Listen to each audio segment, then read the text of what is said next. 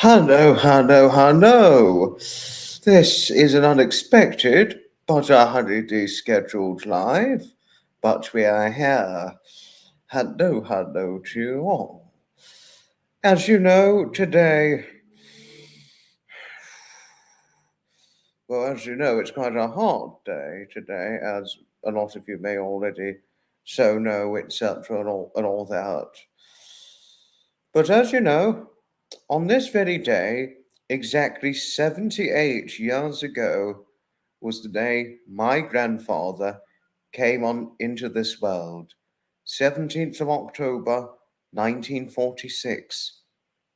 78 years ago today. My Edmund is somebody who will always be remembered, who I and my family will always remember with fondest utmost appreciation and of great reverie of remembrance. Not only will my family ever forget such a character, such a wonderful, calm natured, friendly, and rather quaint um, personality like that of my late grandfather Edmund retained. But, it's always going to be something that's going to be well remembered. For, for so long as my family's memory banks keep winding round and round and round, like like a wind up roller toy. And so long as our memories of our Edmund will continue to live on inside us for however long our temporary vessels continue to live on for, or continue to allow us to live on for before the Almighty takes us, and all that, you know.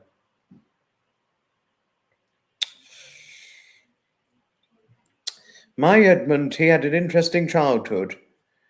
Being born at a time of post-war, he grew up during a time he would have been alive to have seen national service introduced, and before it got disbanded in the early 1960s. So throughout the 1960s, the 1950s was his childhood, where he and his older brother Paul grew up in Woolston together. And the primary school my Edmund went to, it had an unusual dress code policy. The unusual dress code policy was that all students in his classroom or in his school had to turn up looking very scruffy uniforms, and had to wear scruffy caps or scruffy hats.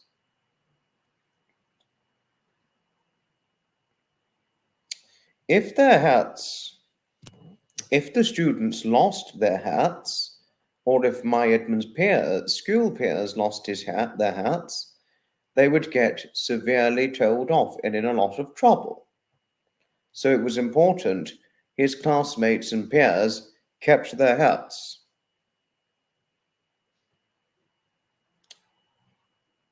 And then after his time in secondary school, my Edmund secured work somewhere before eventually enrolling to an architectural college, or to a college where he could study architecture in 1969. Sometime in the 1970s, my Edmund took up architectural work, which was what he did all his life, architectural work, up until the time he suffered a severe heart attack in around about 1997, roughly 1997, something like that. Having remained in the architectural field of work for well over 20 years. There was an interesting story about his time in the architectural work. It was during the summer of 1976. My Edmund couldn't get over how hot a summer it was at the time, the summer of 1976. He was working on his drawing for an architectural design. And once the drawing was done, or when he's drawing, he wasn't even half done with his drawing picture for his architectural design. A drip of sweat from his forehead leaked down to his forehead from his head and fell onto the paper and mucked up the drawing. Obviously, it went to prove just how hot a summer the summer of 1976 truly was.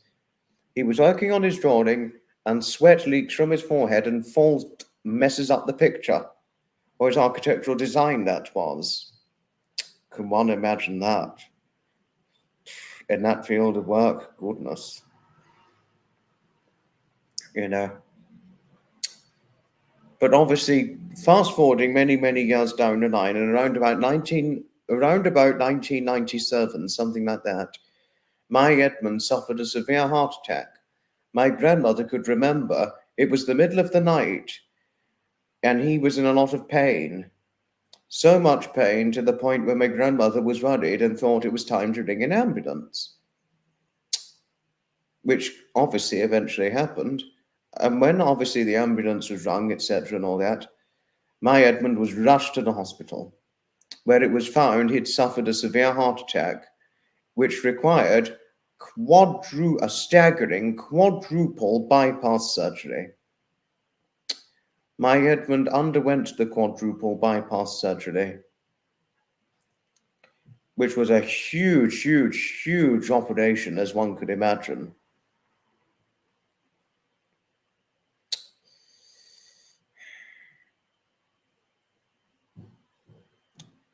And obviously, when the surgeons had finished up my grandfather's bypass surgery, there comes the unfortunate story. Once his bypass surgery was done, the surgeons accidentally damaged his esophagus inadvertently,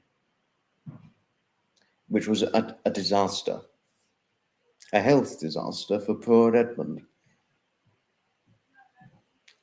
But what this meant was post-bypass surgery, what this meant was that my Edmund couldn't swallow very well. He could eat and he could swallow, but it would hurt if he swallowed the food he'd eaten or the drinks he'd drank. So post-heart attack, eating and drinking wasn't my Edmund's pleasurable enjoyment. Post-heart attack, that was.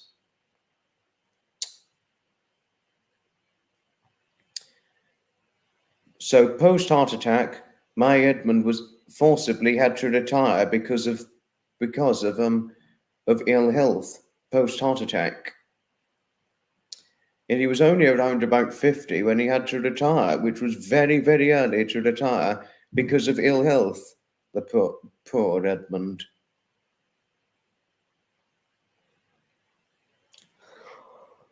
Oh, sorry. But within a few years, obviously my Edmund was to have some excitement. Came the births of myself, my younger brother Lexi, and of course some of my younger cousins too. The births of us was what gave, and as we grew up, it was what gave not only my Edmund much pleasurable happiness in spite of ill health, but it also gave almost certainly my grandmother much pleasurable happiness, and of course some thrilling enchantment in every way. And you're going back to one of my first memories. It came back to me 4 years ago. It was a memory that had gone blank for a very, very long time, and I never remembered it. And it only just came back to me just after my Edmund had died. I could remember I was going on a family outing with my parents. It must have been, I think it was presumably to a zoo of some sort, something like that. But I would have been in a buggy, of buggy age at this point, being wheeled around in a buggy with my brother. And I could remember, obviously, I wouldn't have said anything. I would have just been looking out the buggy, And there, kneeling down, an elderly-looking man, but I didn't know it was my grandfather. I could have only assumed it was, but I didn't know. An elderly man, partially bald, with grey hair at the front, bald at the back, and grey hair around the sides. Big set of glasses, wrinkled round the face, fairly petite stature, short height. That was my Edmund. And that was my first, and then he was kneeling down, looking towards me. That was my first memory of my Edmund, kneeling down, smiling towards me, with the kind smile and the warmth in his hazel eyes as he knelt down, looking towards my brother and I, gazing lovingly. And my next memory, I could remember my father saying to my brother and I, as taught, saying, "We're going to see Grandma. We're going to Grandma's house." And so we obviously went to the car, sat in our car seats for tots. And I could remember my grandmother opening the door. My brother and I would run into the house. And then, in my grandmother's house, I saw the same man, which obviously familiarized me, but the memory at this point had gone blank because it never came back to me until just after my grandfather Edmund had died. But obviously, there was a similarity, but I just couldn't get the old memory back for a long time. And that was therefore my Edmund. But the more times I saw him, the better I could recognize him. And the memories I have of my Edmund,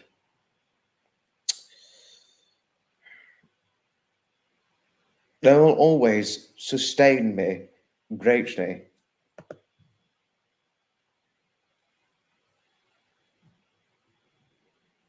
Sorry, wait a moment.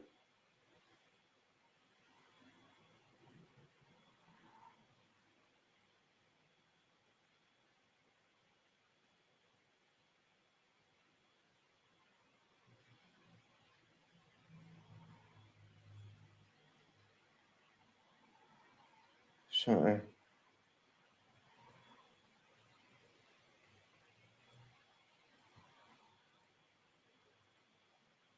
Sorry, what's going on?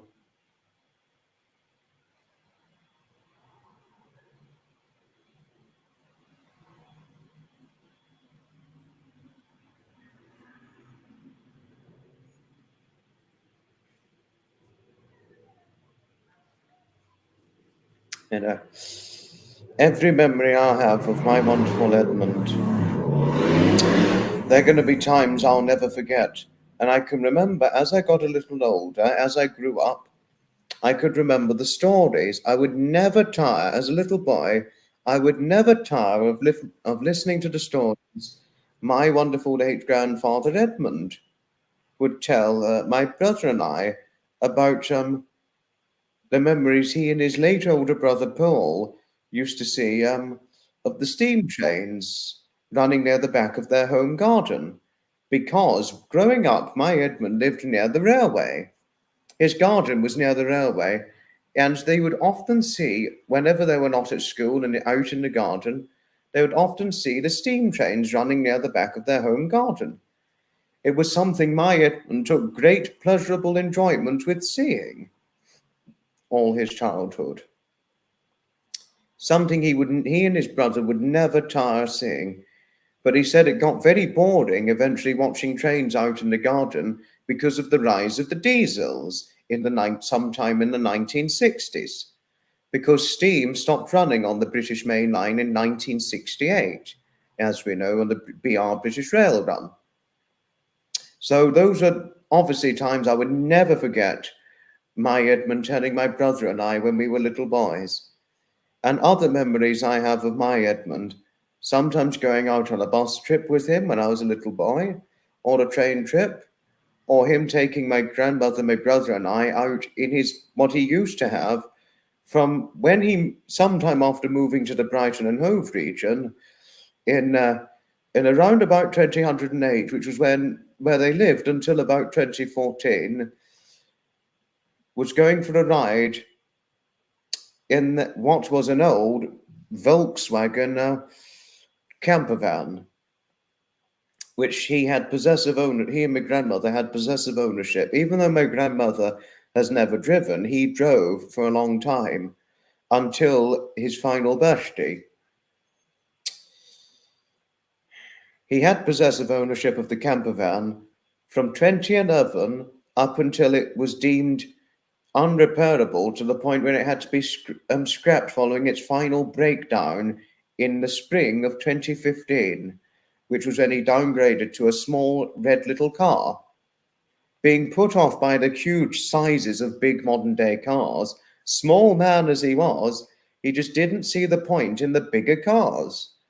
And he was like, cars these days, I could remember him saying about 2 years before he died, I remember my Edmund saying, so many cars these days, they've gotten so much bigger and uglier. I could remember him saying that very vividly. You know.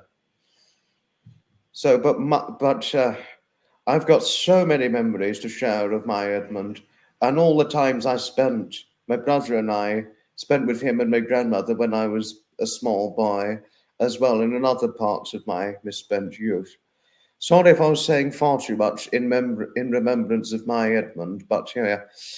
Hi, Ronnie. Nice to see you. Oh, howdy, Zeph. Thank you for the hugs. They're much needed.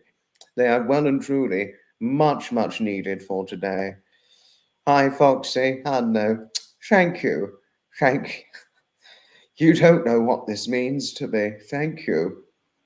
Well, you now know quite a bit about my late grandfather Edmund. I mean, yes, I will always miss him. I'll certainly always miss him. Irrespectively and regardlessly speaking of overcoming his death or the loss, I'll always still miss him. Hello, lovely Susan. And hello, Graham. Always wonderful having your support. And I can remember on this day last year, me first telling you about my Edmund. 17th of October 2023, because the 17th of October annually marks his birthday anniversary. And obviously the 18th of February marks the anniversary of his saddening death. And the 18th of February 2025 marks 5 years before, marks the 5th anniversary of his death, just to say. You know, temporary vessels is what our bodies are. We were never built to live forever. Sad as it is, when losing a loved one must always never forget to be aware of their own mortality. But even when we die, that I do truly believe that our legacy will always live on for many more generations to come, especially for that of the future generations who will come after us in every way.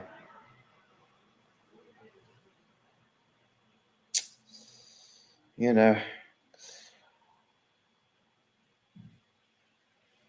going to fast forward to 2017, around about 6 months after my grandfather's 70th birthday, I could remember sometime after my Edmund had his 70th, things were a little bit of a worry when looking at him and seeing him. The worrisome thing when seeing my Edmund sometime after his 70th birthday was he was showing signs of weight loss. The weight loss he was showing, it worried my grandmother.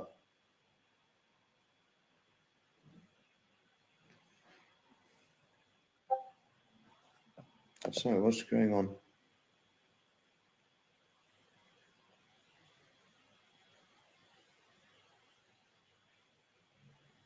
What's going on?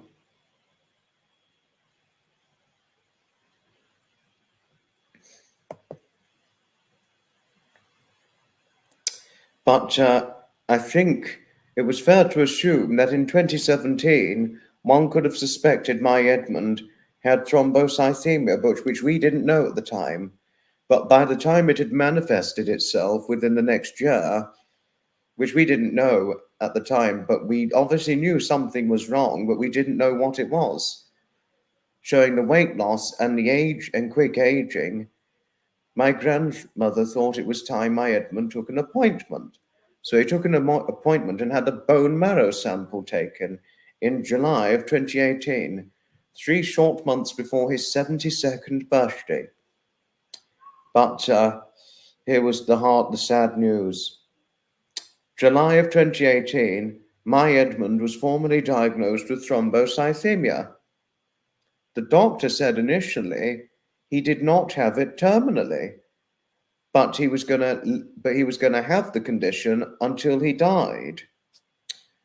So, though he could not get better from it, and since there's no known cure for thrombocythemia, unlike cancer where one could take chemotherapy and there's a chance of survival or not, thrombocythemia, unfortunately, it's incurable at this point in time, but one can take prescribed medicinal medication to stop it from getting worse.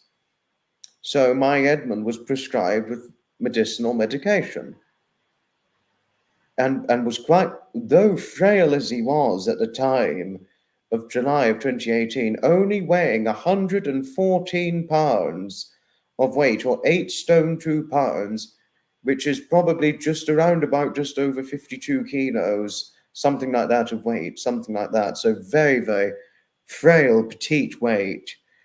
But to imagine that on a nearly 72-year-old man, 114 pounds or 8 stone 2, or just over 52 odd kilos, something like that.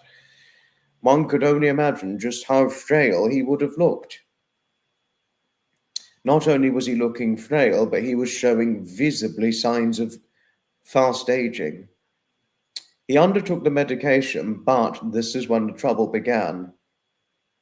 It was meant to stop his condition from getting worse, but what the medicinal drugs did to my poor Edmund was it took a terrible toll on his health, making him very, very tired, more tired than he otherwise would have felt, too tired to drive, or too tired to go on a walk, and also,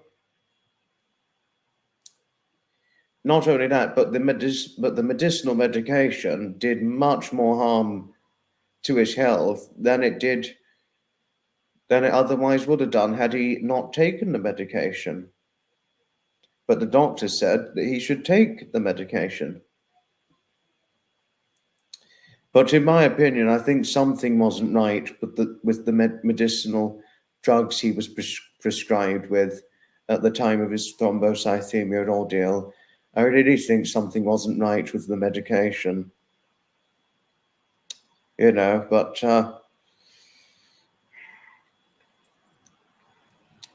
and then you fast forward to 1 year later. It was August of 2019. It had been over a year after my Edmund's thrombocythemia diagnosis, and having lost more weight, losing another 8 pounds of weight, and in further decline post thrombocythemia. I mean, it was that August of 2019 where I just knew that he was not gonna survive many more years. And obviously, he had lost weight, only weighing 106 pounds at the time, and quite likely lost more height. Short as he was, he'd quite visibly shrunk more than he otherwise would have, taking into account not just the thrombocythemia or old age, but lack of strength and not so good health post heart attack. But I could remember the times I spent with him, because I remembered being on the Isle of Wight and spending a day out with him, and I could just see something wasn't right at all. But but to describe it in its entirety, it was a very, very difficult thing to contemplate too, because we could never have expected such a steep decline in his health post thrombocythemia diagnosis and post thrombocythemia medication he took, and he was such a wonderful grandfather, as I know, but we really didn't know that my Edmund had but none of us knew that, even the doctors didn't know that my Edmund had thrombocythemia terminally. But as it turns out, shortly after my Edmund died, he had over 1 million platelets too many, as thrombocythemia can produce too many platelets, which can be very, very risky. But he'd had over 1 million platelets too many, and we only just found this out after he died.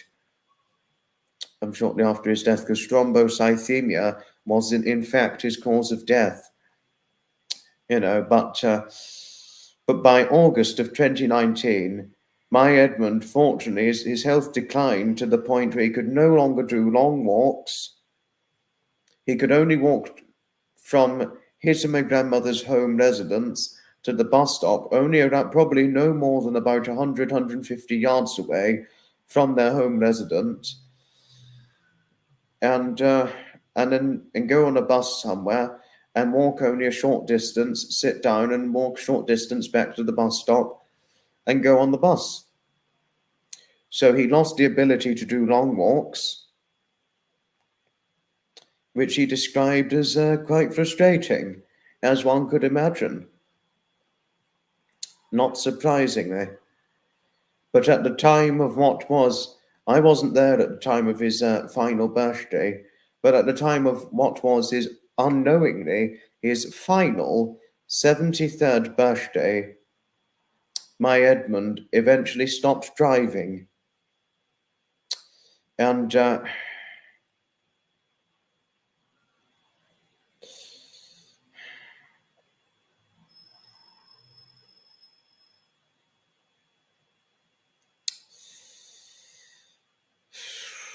he'd lost more weight once again. And the decline, we could never have expected this in such a short period. We never could have expected this in such a short period of time from my Edmund. And that was obviously something that worried the whole family in its entirety, not surprisingly. And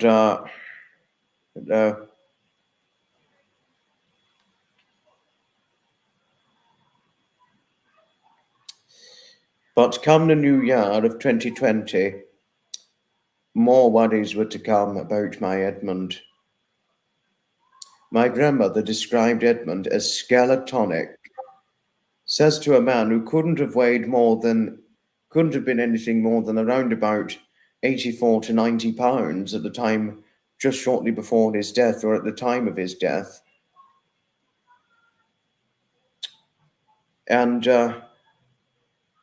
And then fast forward to February of 2020, in the early hours of the 18th of February 2020, my Edmund very sadly passed away peacefully at his and my grandmother's home residence in Shanklin on the Isle of Wight, with my grandmother at his side. I could remember the news that following morning, and after hearing the news, it was a great hurry to go to the Isle of Wight.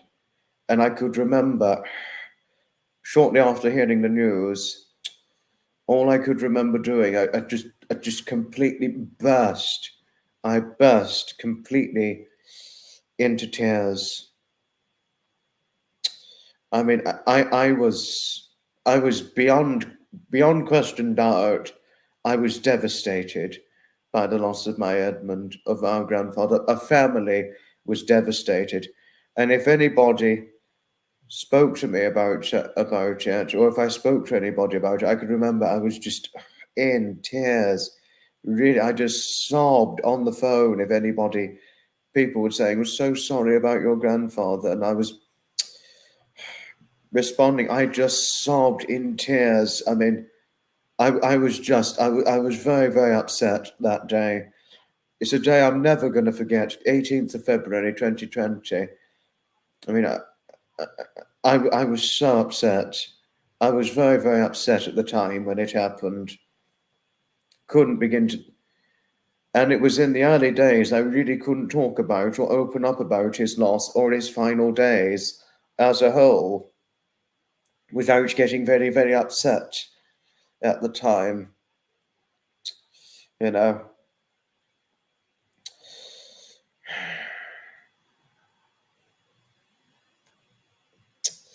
So we went to see my grandmother. It wasn't just, so it was my brother, my father, and I.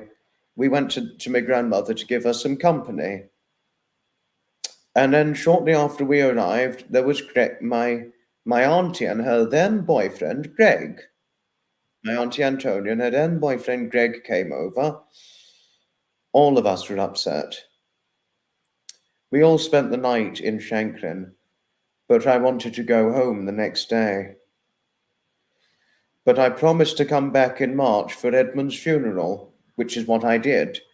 I came for a few days prior to Edmund's funeral to give my grandmother some company, shortly before what was obviously, inevitably going to be a hard day at the funeral.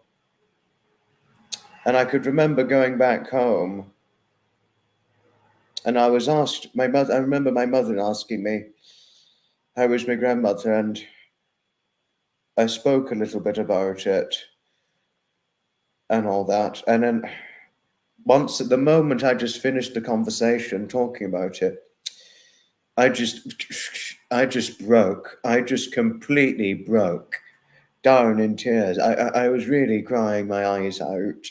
I mean, I was just so upset. I was very, very upset those early days. I mean, I couldn't begin to describe it.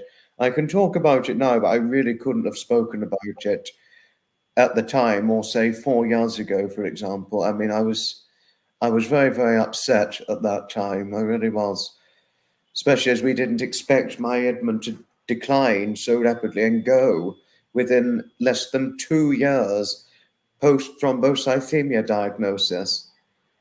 Post thrombocythemia, after he was diagnosed, he didn't even last 2 years. I mean, we all die, we all sadly have to go eventually. We all cannot live forever.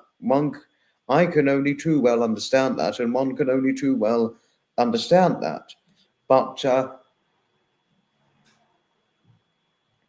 because temporary vessels is what our bodies are. But obviously, the grief and the sorrowful bereavement, it was what affected myself and my family most at the time of my Edmund's death.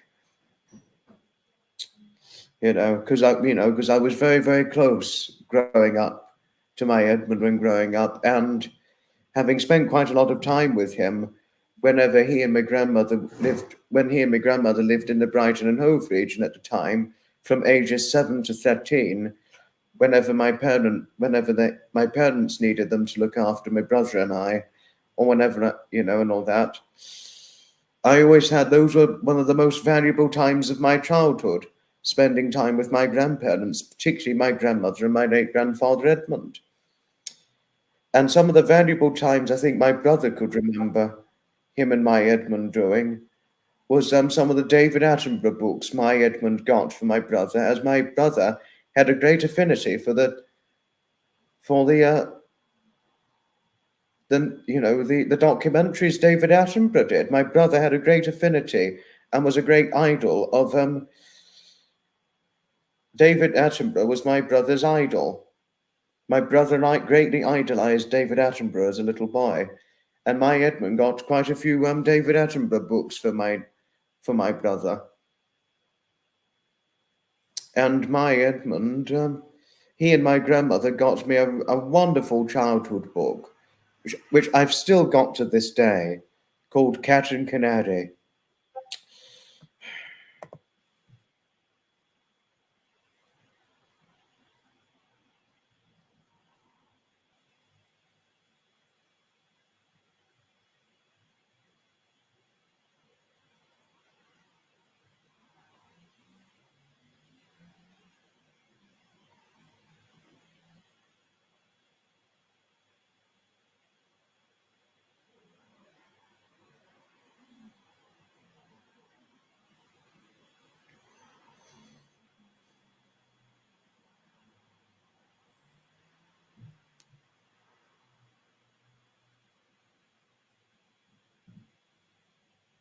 And sorry about that. I had to read a message I'd got. It was Discord purposes, but yes. Come to March 2020, 9th of March 2020, my Edmund's funeral. That was a very hard day. A hard day for us all. I was the last person to give a speech at my Edmund's funeral. I nearly couldn't get through the speech because of how visibly upset, how visibly emotional I was to give out the speech.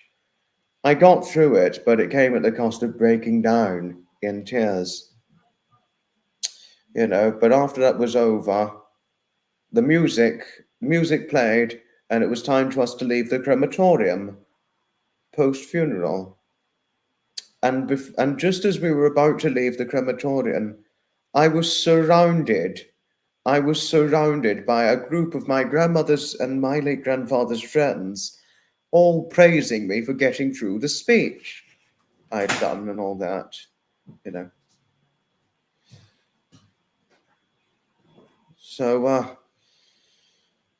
So, and by and large, yes. I was obviously most thankful, most profusely for the praises the friends of my grandmother gave post-speech at my late grandfather's funeral. Hard as it was to get through the speech, I did get through it, and then afterwards it was the wake where it was time to socialise. That was done, and I spent the extra night on the Isle of Wight, and then the next day it was time to go back home to the Brighton and Hove region. And all that. But to come to share something, you fast forward 1 year to the summer of 2021. Here comes I thought I'd share my apologies for all that I had to share for the last nearly 40 minutes of the live, but I thought I would share with you what it was like having a grandfather like that of my Edmund, because it's what today marks the birthday anniversary. Obviously, even though he sadly died just over nearly 5 years ago, I thought today would be a good day to represent what he was like and my memories of him, in his remembrance, in his memory.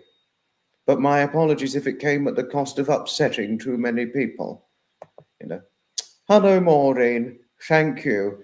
Yes, I did eventually overcome the loss, but I mean, I'll always still miss my wonderful late grandfather Edmund. My whole family will. But thank you. Thank you for your belated condolences. Thank you. Thank you, Scott. Thank you. Hi, Linley. Thank you. Thank you. That's really very kind of you. Thank you.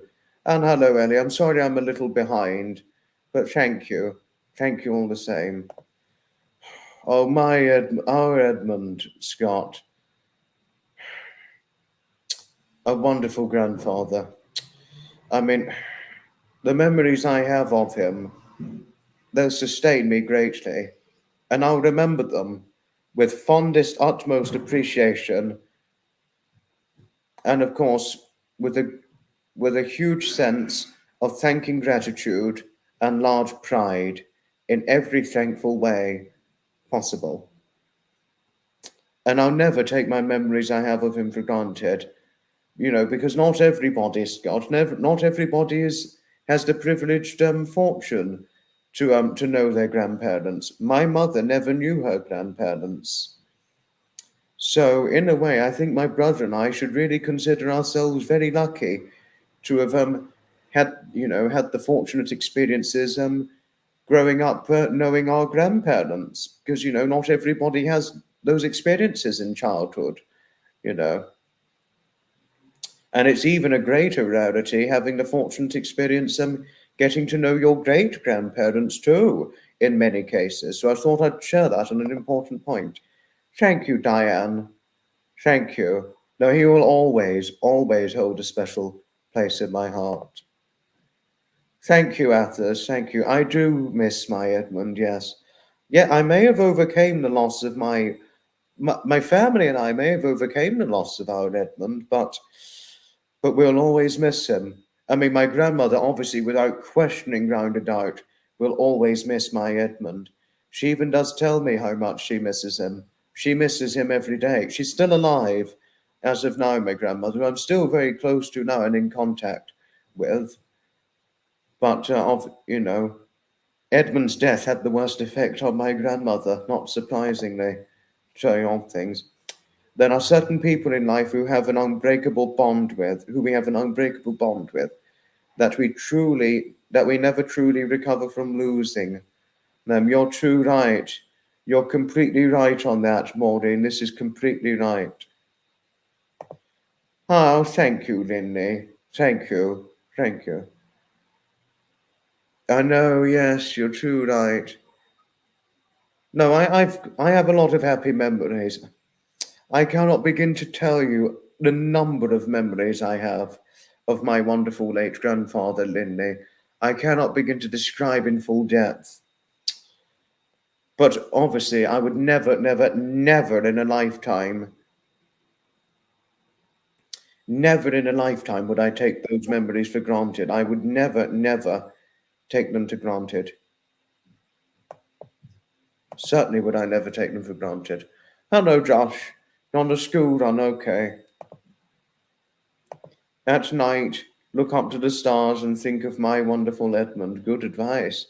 Very good advice, Foxy. Very good advice. Hello, Charlie. Thank you. Thank you, Charlie. Thank you. That was extremely nice of you to have said so. Thank you. Thank you. And obviously, you lost your dearly loved mother earlier this year. For anybody who have lost loved ones, be it recently or in the past, no matter how long it's been, all I can do is just represent my utmost empathy to all of you who have lost loved ones you've been most closest towards. That's all I can really truly do. Empathize greatly with oneself who have suffered the hard side effect of sorrowful bereavement, and hard hitting grief. Thank you, Susan. No, my oh,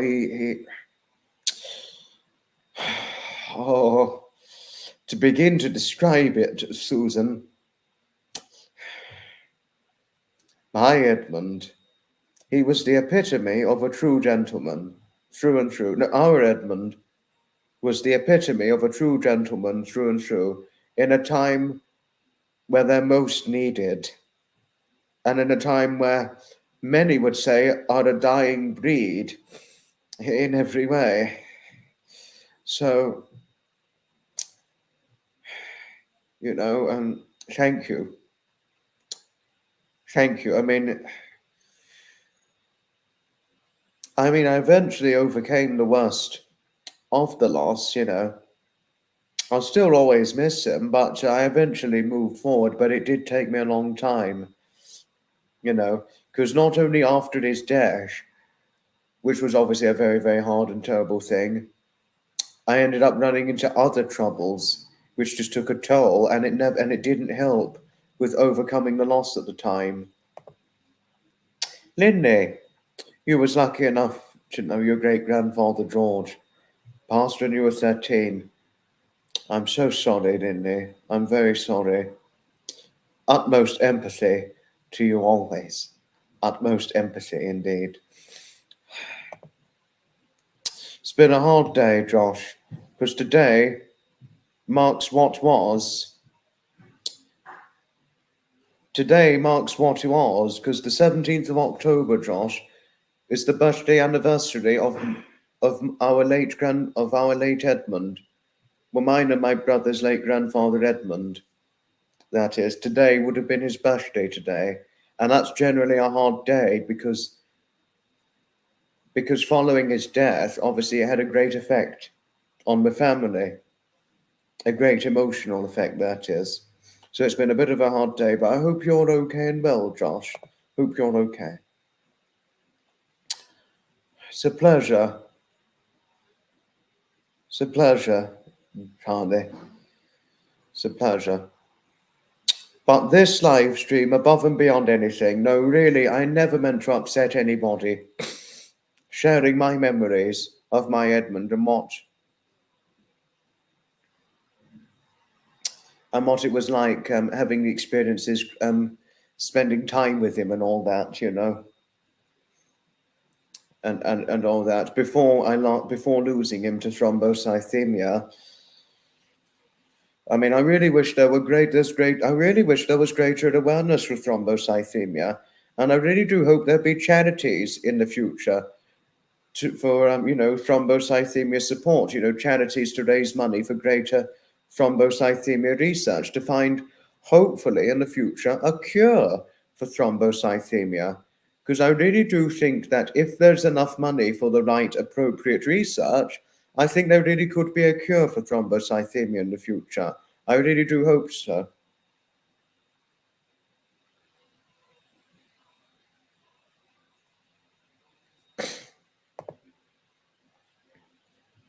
It's a pleasure. It's a pleasure, Maureen.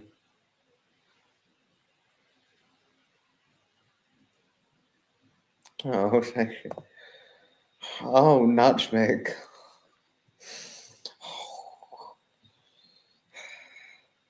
Gosh, am I happy to see you? Thank you. Hugs to you. I think I'd need one. Hugs to you.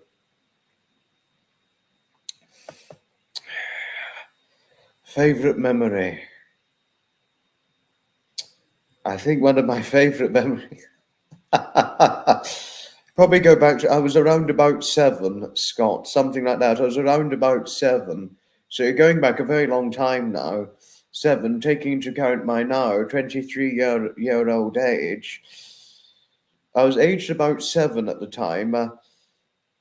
Whenever seeing my grandparents, sometimes if my Edmund was resting in my grandmother's bedroom or in the living room, and if my grandmother wasn't around, I was very naughty to have done this, but I would bombard my Edmund with countless questions about all sorts of random things. But much to my surprise and my astonishment, he was never bothered by it, although he would have patiently drawn a line to it. But those are probably one of my favorite memories. Sometimes, whenever he was peacefully reclining in the living room or his and my grandmother's bedroom, if my grandmother wasn't around, I just bombard him with just countless.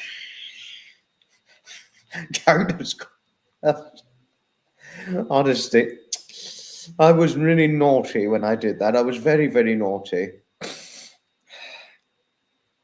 You know, I mean, honest. I think that's probably one of my favorite memories I could share with you and everybody in the chat here, Scott. Honestly, I was so naughty to have done it, but it was quite funny, really. But to be honest with you, I'm happy I didn't do it to a person who could have been easily annoyed to have done that. I'm happy I didn't do it to somebody who could have been easily annoyed. Because had I done that to the wrong person, I could have had a very, very poor response from it. Thank you. Thank you, Nutmeg. I cannot tell you and everybody in the chat just how grateful I am to have had the privileged, fortunate experience with spending time with such a wonderful grandfather like that of my Edmund. Thank you. I'm happy learning your mother's arm is getting better, Josh. I really do hope it gets better soon.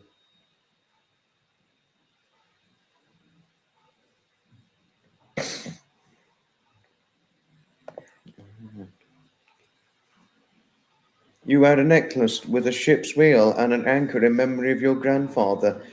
He was a seaman and quite a character like my Edmund. My Edmund, he was very calm-natured. He was a very calm-natured man, Charlie. A very calm-natured and quite a quaint man is how one could have described my Edmund. You know, even my mother regarded him as a very patient man, because my mother obviously met him before I was born. My father had introduced my mother to him. You know, obviously my mother was very upset when Edmund died, as you could imagine.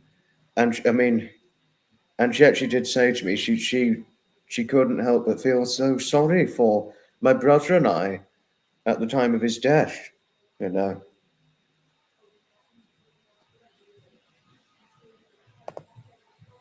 No, he had it. Couldn't begin to describe the kindness he had. I obviously. And can I share something, Scott? Can I share something? One of my most adored new friends,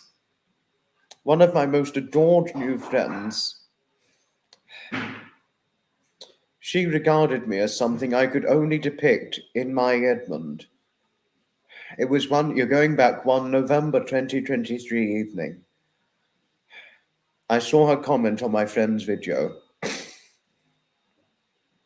and I was and because I was so impressed with the kindness she had represented to my friends in the very comment she had posted, I couldn't help but represent thanking gratitude towards her and say that was very nice of you to have said that and all that. I couldn't help but, truly value what she said to my friends. But I was, however, worried that I'd done it at a bad moment.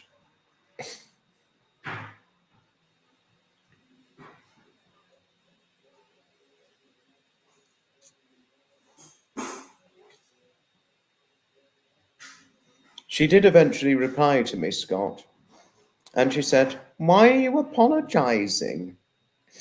I apologised because I was worried I'd sent her the comment at a bad moment. And then this. I didn't tell her this for months. I eventually did open up what it meant to me, what she said to me. She said something to me.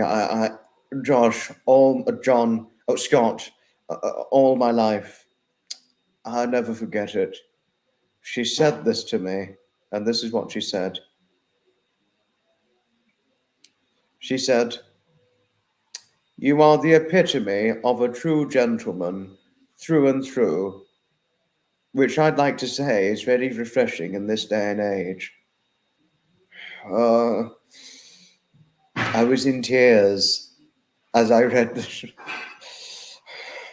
the response I got. You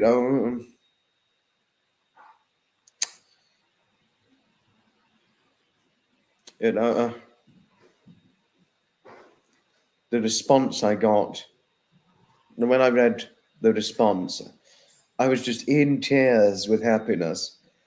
Because, and then I said to her, well, I couldn't help but thank her profusely. As I replied, I was just in tears with pride and joy and happiness as I replied to my friend's comment.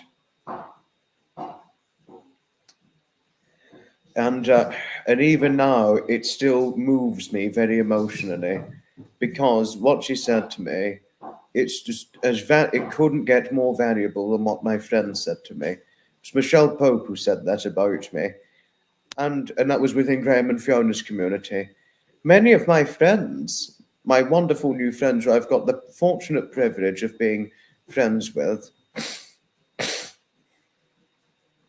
a very great many have said some wonderful compliments towards me. But it couldn't get more valuable than what Michelle said to me. It couldn't get more valuable than what Michelle Pope said to me. And then within months later, she said to me that I was her epitome of a true gentleman. And then I shared with her what it meant to me. I wouldn't tell her for months. And I wouldn't tell Graham and Fiona about it until months later, and what it meant to me. And then months later, I shared with it to Michelle what it meant to me. I said, there was only one person who I could truly depict as the epitome of a true gentleman, and that was nobody other than my Edmund, my wonderful late grandfather Edmund, as he was truly the epitome of a true gentleman.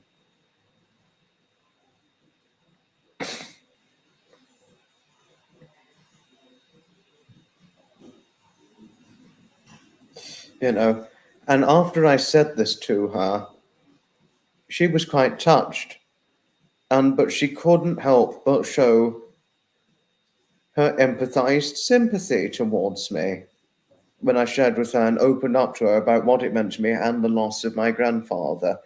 And in a very big-hearted way, almost like a mother and son bond, because I'm quite a great many. I'm much younger than Michelle. You see, she's old. She's much older than I, and very like a mother and son bond. She really, really, in a very kind, sensitive, big-hearted way, really took me affectionately under her wing. It really felt as though somebody was affectionately wrapping their arm around my shoulder and she really taking me under her wing. She really didn't have to, but she did. That June of 2024, she shared with me just how sorry she was about the loss of my grandfather. And then she opened up to me about the loss of her late father, who very sadly died within 6 months after that of my Edmund. And then she shared with me his the final moments of his life, which moved me. It greatly moved me visibly. And I thanked her greatly for taking me under her wing in a mother and son, like in a way that really greatly epitomized a mother and son bond when she did it. You know, it took me a long time to overcome the loss of my Edmund, because sometime after my Edmund's death, there were other problems that arose and other troubles, to the point where, alongside not having a chance to fully overcome the loss or the sorrowful bereavement as a whole, but to the other added burdensome troubles, it really didn't help with overcoming loss. And obviously, one doesn't need that when they've just lost someone. But it just got to the point, because it was too much. It got to the point where it upset me so greatly and only emboldened the grief, and it broke me mentally. So by 2021, I was broken. I was broken mentally. I mean, I was broken at this point. When I first met David, I wouldn't say anything because I was never very open about it at the time, but I was broken mentally at this point when I first met David. My grandfather had just died, and I was dealing with other troubles where it just hurt mentally, you know.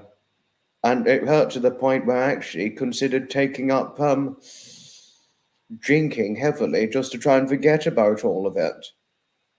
I never considered drinking heavily just because of the loss of my Edmund. That was never something I considered. But there were other added troubles that came on that just burdened the grief my family and I were suffering. And because it was so mentally unsustainable, I very, very, very nearly went down a dark path of taking up heavy drinking. But it was after I met David and after he introduced me to the events that what I at the time was not remotely familiar of, but he was remotely familiar of it, having known them for many, many, many years before I had. You know, I just eventually just got into it. I just got into the event attending.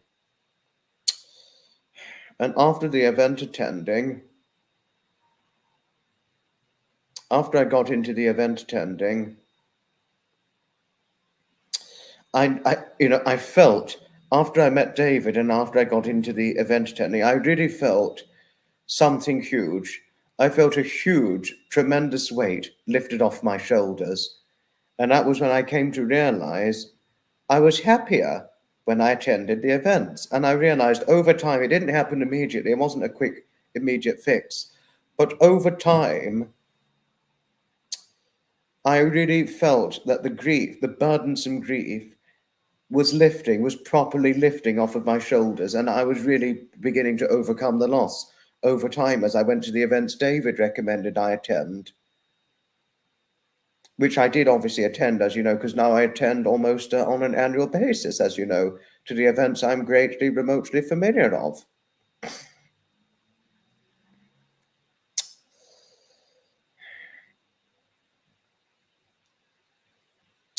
And by sometime 2022 and 2023 or 2020, early 2023 at the max earliest, I had found by this point I had fully overcame the loss of my wonderful late grandfather Edmund. Going to the event attending, it changed me considerably. It changed and I was like, what was the point in life before I went to the event attending? Because I was broken mentally. And obviously when I did the event attending, I completely just switched away from taking up heavy drinking because I just came to found, even though I didn't go full blown heavy alcoholic drinking, I found I was nearly going down that path when I took up the event attending, and I was like, this is not going to do me any good. I really think it's probably best to take up the event attending and what I enjoy doing best, and and sort of in a way, one could say I did turn my life around in one way or another after meeting David, at the time where I was very grieved and broken when I first met David, to eventually, sometime after meeting him, after getting involved in the event attending that David and I do, sometimes I go on my own if David's not there, or possibly a friend of mine or somebody who views my content may run into me. Since getting involved in the event attending, I'm now the happiest man I've been in over 5 years, since before my Edmund died, and all that. Hello, Sapper. Hello. And hello to you, Alison. Hello. Thank you, Scott. Thank you for your friendliness towards Sapper, and thank you, Foxy, for your friendliness towards Sapper. Thank you.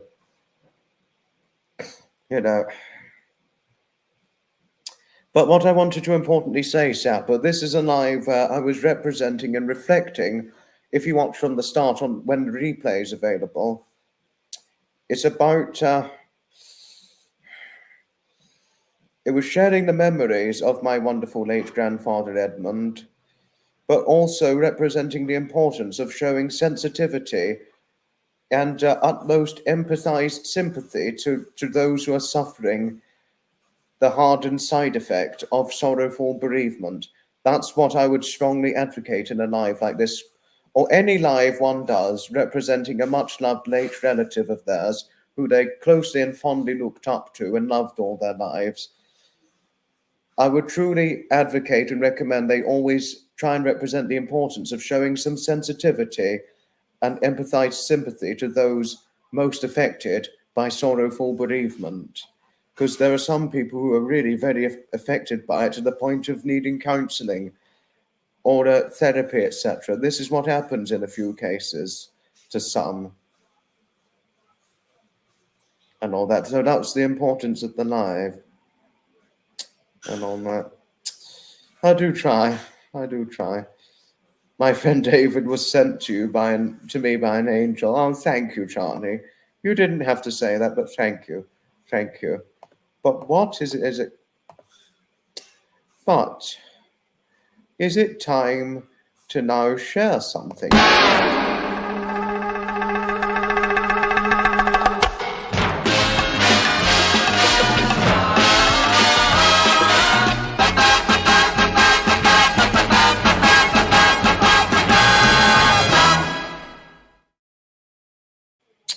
I think one needed that to smile a little,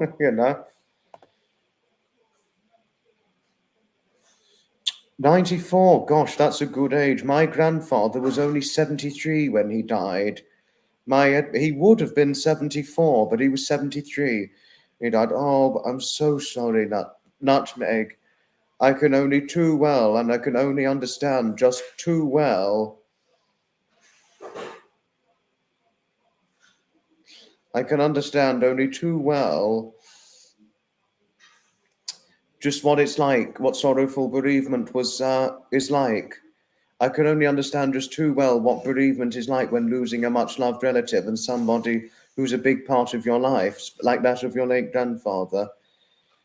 But I'm really sorry about the loss of your grandmother, Nutmeg. I'm really sorry.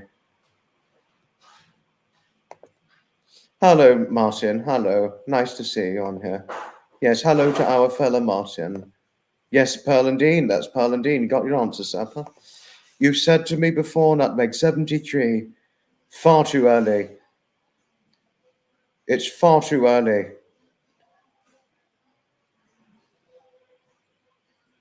It's far too young to go. It's much too early to go 73. Much too early. And of course, you've got your parent, and of course, you've got your mother and your auntie who are almost 90. Gosh. And I mean, well, could you imagine if they lived to the age of your grandmother? But yes, 73 is too early. Much too early. It's really not that old to go. Yes, too right. I completely agree with you, Nutmeg. But my Edmund, had you seen what he looked like before he died? He looked much older than that. He looked much, much older. I know.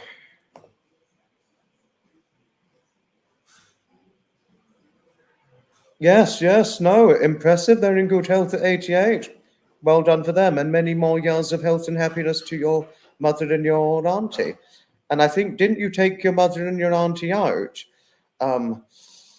for a birthday meal back in June of 2024? I'm pretty sure you did tell me this, but I could be wrong, because obviously you went out for a birthday meal for your birthday at the time. Hello, Alfredo. Your grandfather, Joachim, died at 94. Thank you. Thank you.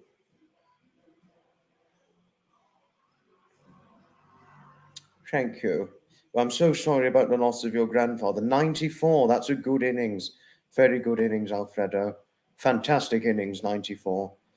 You cooked for them. Oh, okay. That's a nice thing to do. Well done, you. Well done. Hope they had a nice meal made from you.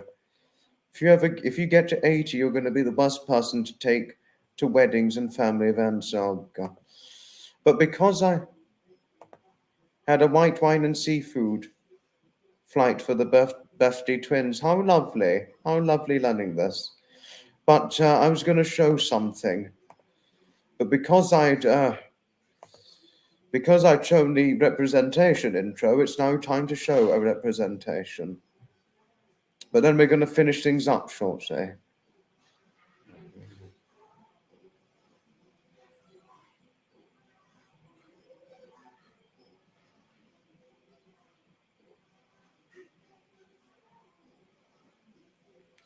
Gosh, I'm trying to find it. Where is it? Oh, there we are. Found it.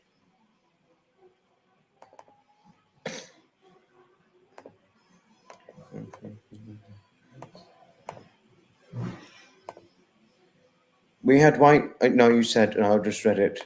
Sorry, Nutmeg. I didn't know I'd read it until I checked. Sorry, Nutmeg.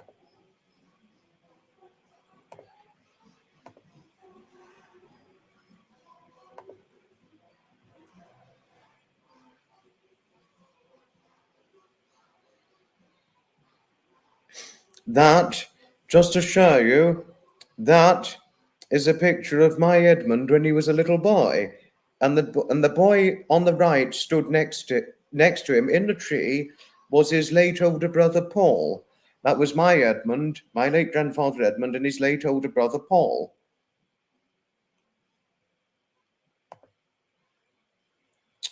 That's too early. That's too early. 66, much too early.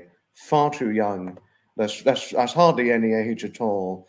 66. I'm so sorry about your sister, Maureen. Thank you, Linley. Thank you. Thank you. That was Edmund. Edmund's on the left and Paul is on the right. That was them as little boys.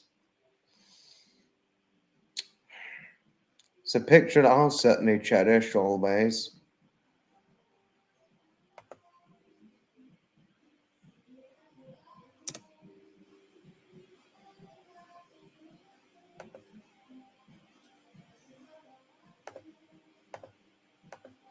And this is a picture of Paul on the right, Edmund's late older brother Paul, and that was my Edmund on the left and Father Christmas back in the 1950s. Looking like they're having lots of fun. Thank you, Martin. Thank you. Oh, thank you, Rexy. Thank you.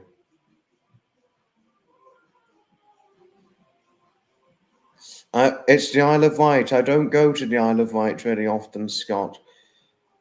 But it's a crematorium on the Isle of Wight, but I don't know if it's accessible for one to...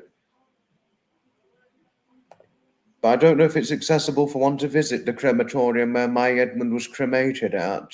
I don't know. But I'll ask my grandmother anyway. Santa looks grey, not red. It's black and white picture. This is what photographed quality was like back in the 1950s, Sapper. Black and white. That's what it was like back in those days, as you would obviously know. They both looked very cheeky.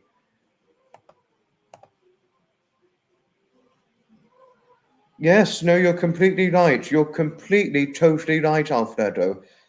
Now, these days, there's far too much technology, too much to describe beyond words. Thank you, Maureen, thank you. I know. Good old 50s, yes, Rexy, well shared, well shared. Must preserve all these lovely old photos, especially the black and white ones. Too right, indeed, Charlie. I completely agree totally with your sentiment. Totally.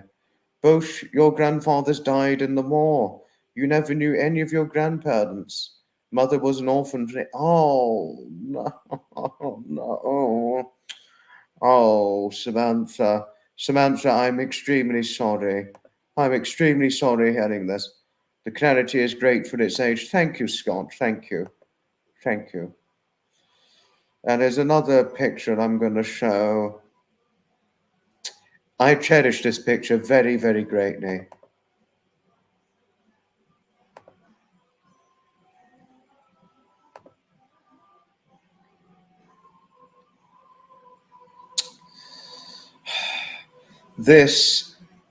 I have this picture framed in my bedroom.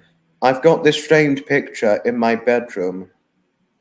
And this was my Edmund. He was around about 10 or 11 back then. And this was his late older brother, Paul. He was around about 13, something like that.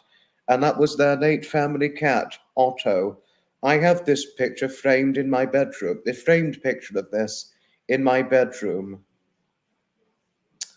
A framed picture of this in my bedroom, and I cannot begin to describe to any of you just how much I cherish this very picture.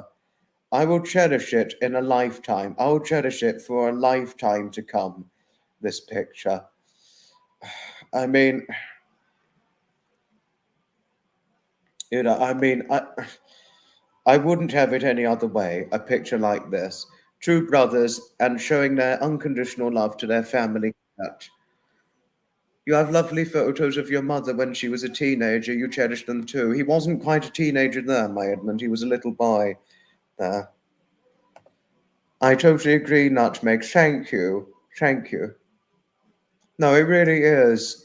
It really is the true photo for one to cherish. I cannot begin to describe to you, Nutmeg, just how much I very much like this picture. I cherish it hugely with all my heart. I cherish it with all my heart. You know.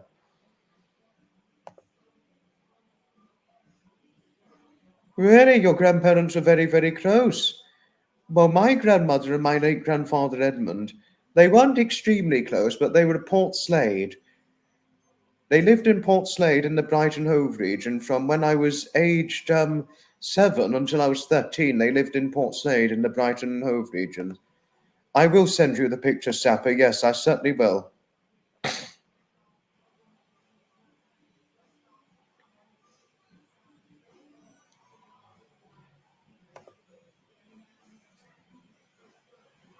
No, I cherish it. I totally cherish it. I really love the pictures of my Edmund, especially when he was a little boy.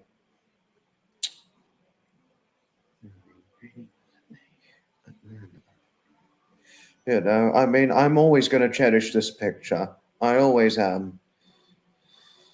And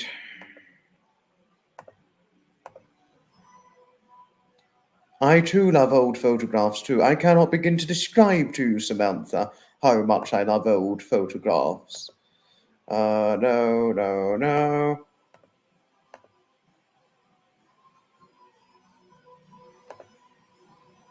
And that is a picture of Edmund. Edmund's at the bottom there. Edmund's down at the bottom, and his late brother Paul is at the top, at what was a room called the Wolves' Cove. The Wolves' Cove is the picture. It was the room where this picture was taken, the Wolves' Cove. Edmund, I think he would have been around about 7 or 8 at the time. And his brother, Paul, he would have been about 9 or 10 at the time.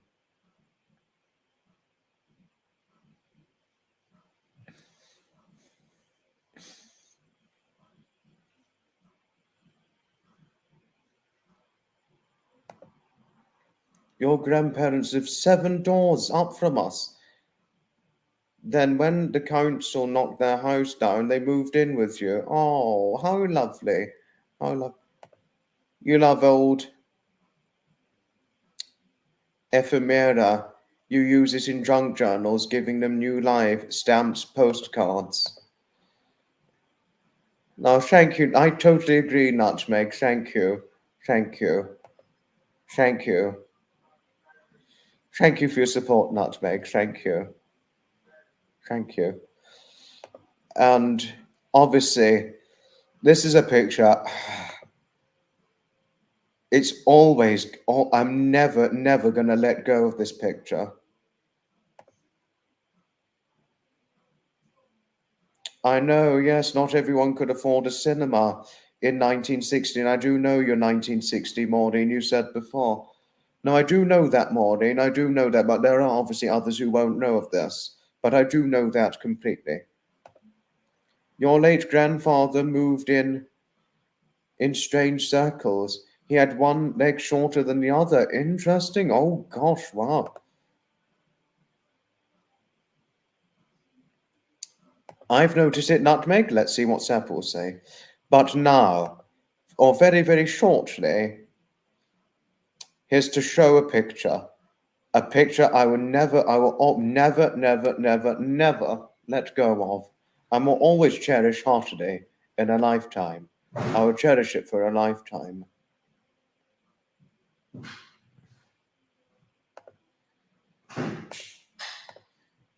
That, here's a photo of me more than 20 years ago with my late grandfather, more than 20 years ago, holding me in his arms. I was around about 2 years of age back then, something like that, and that was my Edmund. Then he was around about 56 or 57, something like that. So he would have been he would have been in his latter 50s in that at this point then. And this would have been at the time a few years after he suffered the heart attack.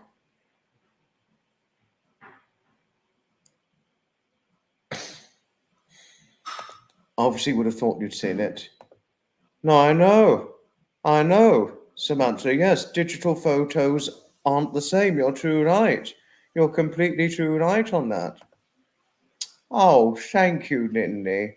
Thank you. My Edmund, not a great deal. He aged obviously a lot, I'm afraid, especially post heart attack. But you wouldn't believe this, Lindy, but my Edmund, he wasn't even 60 then. And I've shown this picture to many people and certain friends of mine, and many believed he could have been in his 60s, when in fact he was not. But that was him in his latter 50s in that picture. And that's us more than me. That would have been just well over 15 years before my Edmund had died. Thank you, Charlie. Thank you. I was a darling baby. Thank you. Oh, Nutmeg. Thank you. Thank you. Thank you. Thank you. Oh gosh, what a moving live stream.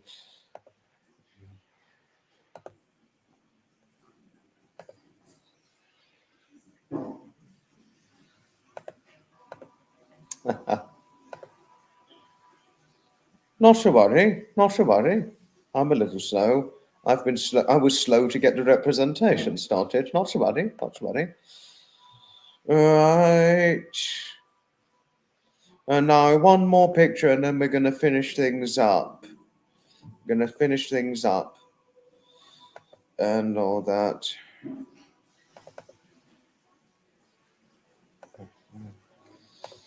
No.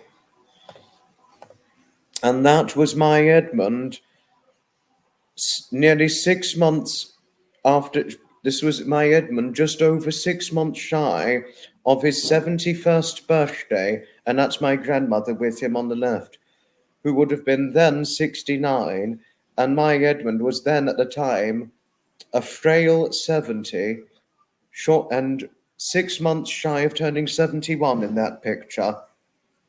And this was sadly a year before he was formally diagnosed with thrombocythemia, in which he didn't even last 2 years post thrombocythemia diagnosis.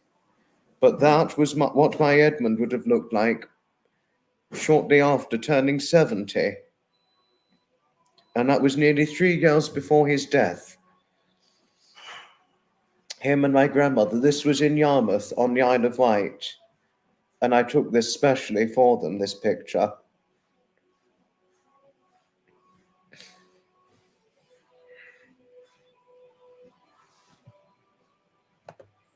Thank you, Martin. Thank you.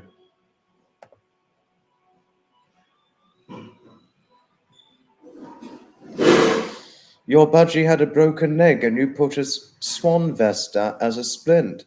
Sadly, the base of his cage was sandpaper. My grandfather didn't have very good health, unfortunately. Post-heart attack, Scott. Post-heart attack, that just did it in for his health, I'm afraid. Once he post-heart attack and post-quadruple bypass surgery and damaged esophagus to have gone with it, once the surgery was over, that did it in for his health, I'm afraid, Scott. You know, but he didn't have good health and he had to be careful what he did. He could go for long walks and things. I mean, despite his lack of strength and ill health, he could still do walks, etc. But he had to be careful not to overdo anything because of his bad heart. So he wasn't in good health post-heart attack. But when he had the thrombocythemia, that was the final nail in the coffin for his health, I'm afraid.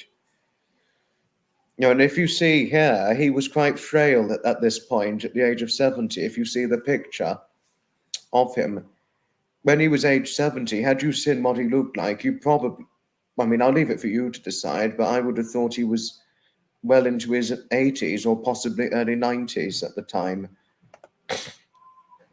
Yes, my grandmother Anne is still very much alive, Sapper, yes. She's still alive and is now 76, to tell you all things. I've got both my grandmothers, actually. One of them's 76 and another one of them is 85. So they're both quite old now, my grandmothers. Both very old now. They're a fantastic couple. They made a brilliant couple. A very good couple.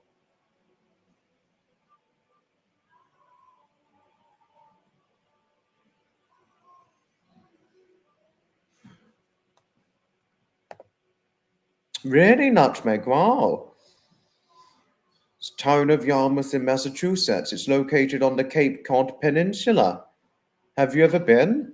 If so, that's very interesting. I never knew this until now. I do, however, know there's a Worcester in Massachusetts, but never knew there was a Yarmouth in Massachusetts. I only know the Isle of Wight Yarmouth. He was a smoker, sapper. Yes, yes. My Edmund was a sapper. Yes, my Edmund was a smoker, sapper. Yes. He smoked from a very, very young age. I'm going to share this story, actually. My Edmund, he was about 16 at the time. He was walking on his way home from college. A random person came up to the very petite, to the little young youth, and the man came up to this little young youth, which was my Edmund. I don't know if the person or young bloke, whoever he was a big person. He stopped my Edmund in the street. He just handed over a cigarette and said, "Do you want a cigarette?" And so my Edmund, he took up the offer, took the cigarette, he smoked it, and from that cigarette onwards, he just became very hooked on smoking. And then after he smoked that cigarette, he thanked the person and went on his way home. But can I share something with you, Sapper? All of you on here, you'd be very shocked and astonished if I shared it. On his way back home from college, after he encountered that one guy who offered him a cigarette, he bought some more cigarettes on his way back home and just smoked a pack more on his way back home. And then he forged a letter to his college that he didn't want any of their lunches because he couldn't stand the taste of the college lunches, because he said they were not very good back in the 1960s. So after he forged a letter, his parents never knew about it. His parents never knew about the letter he'd forged. He spent all of his lunch money on cigarettes. He spent all of his lunch money after that cigarette. He spent all of his lunch money on cigarettes. So he skipped eating lunch just to smoke packs of cigarettes, smoking up to 30 a day. He smoked 30 cigarettes a day, and he would not give that up until after he had the heart attack and had to be fitted with a quadruple bypass. But post quadruple bypass surgery and the damaged esophagus, that forcibly made him give up smoking after that. He smoked for well over 30 years. I mean, he smoked for a very good part of over 30 years before he forcibly had to give up post heart attack. So can one imagine that? Can one imagine that?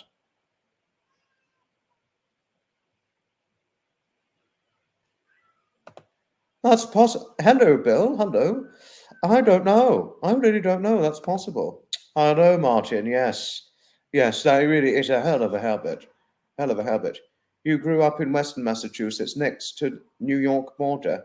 Every summer you vacationed on the Cape not far from Yarmouth, a town called Harwich, which I'm sure exists in the UK. I'll need to look that up.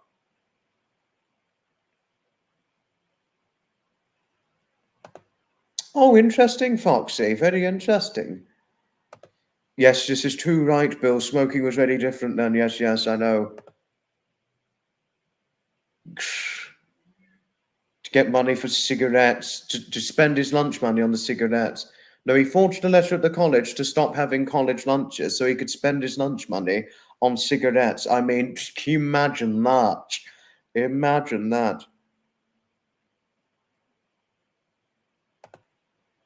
Oh my goodness, wow, that is something.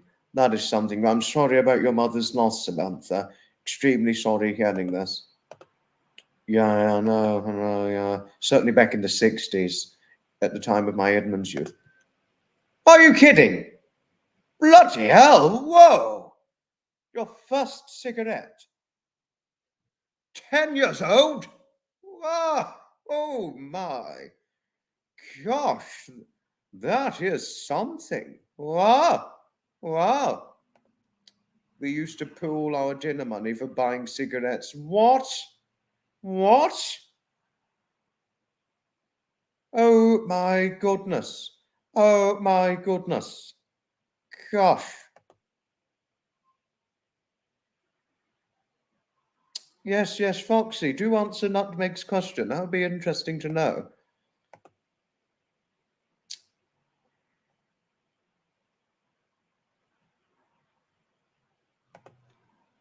Yeah, that's true. I've never smoked, Scott. I've never smoked.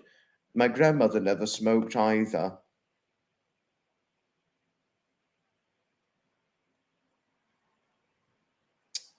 and I'm happy I never took it up. I think I'm going to get removed for one more picture for luck.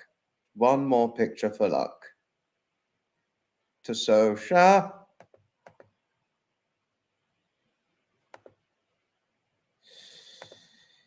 In loving memory of my wonderful late grandfather Edmund, born on the 17th, he was a wonderful grandfather whose memories of him I will always cherish for a lifetime to come, and will always remember them with much, huge, enormous grip of thanking gratitude and much appreciation, with great pride and thankfulness. R.I.P. Edmund. Thank you for all the wonderful memories. Thank you really most greatly from the bottom of my heart.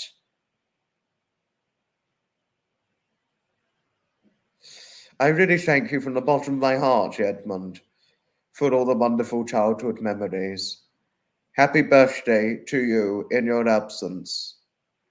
Your captivated depth of spirit will always live on in the deepest soul depth of my heart, for however long it continues to beat. Rest R.I.P. to my wonderful late grandfather Edmund, born on the 17th of October, 1946, and died on the 18th of February, 2020, aged 73 years of age, nearly 8 months short of turning 74. If my Edmund were alive now, Bill, he would be 78 if he was still alive, so not typically all that old, really. Having only lived to 73, he didn't live all that old. Stopped smoking when your dad found out. You then had a sneaky cig to look cool as a teenager, and then quit and joined the army. Started smoking again during the first Gulf War, where we were told, well, we're probably not going to come home because it was thought, oh dear gosh, that is scary, that's frightening. Thank you, Charlie and Linley, thank you. In loving memory of my wonderful late grandfather Edmund, the memories I have of him will sustain me for a lifetime to come. Rest in peace to my wonderful late grandfather Edmund, born 17th of October 1946 and died on the 18th of February 2020, aged 73.